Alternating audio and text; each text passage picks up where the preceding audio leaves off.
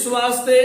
گفتگو بڑی اہمیت دی حامل ہے اور اتنا موضوعات گفتگو سننی بھی انسان نو بہت گھٹ نصیب ہوندی ہے تے لہذا اصلاحی معاملات جڑے نے انسان دے کیونکہ محبوب کریم علیہ السلام نے یہ ارشاد فرمایا سی جس ویلے آپ نے اظہار نبوت فرمایا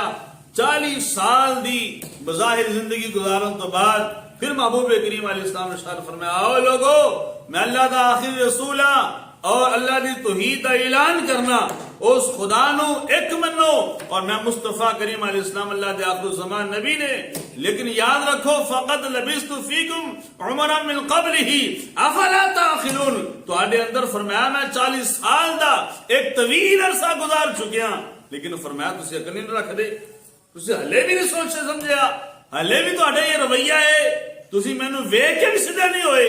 تسی میرا عمل میرے معاملات میرا اٹھن بین میرا سون میرے معاملات دنیاوی معاملات حتیٰ کہ ماندے نہ ہو کہ اپنی امانتاں تواڈے مال دا محافظ میں تواڈے مال دا نگہبان میں تواڈے بڑے پنچایت فیصلے میں کراں مندے نہ ہو لیکن مینوں ویکھ کے تربیت حاصل نہیں کر دے مینوں ویکھ کے رب دا قرب نہ پا سکے مینوں ویکھ کے تسی اللہ دے برگزیدہ بندے نہ بن سکے تے فرمایا تواڈے تے میں بھی افسوس کراں گا اور فرمایا تواڈے تے اللہ دے رسول دا بھی افسوس ہے اور فرمایا تواڈے تے تہاڈی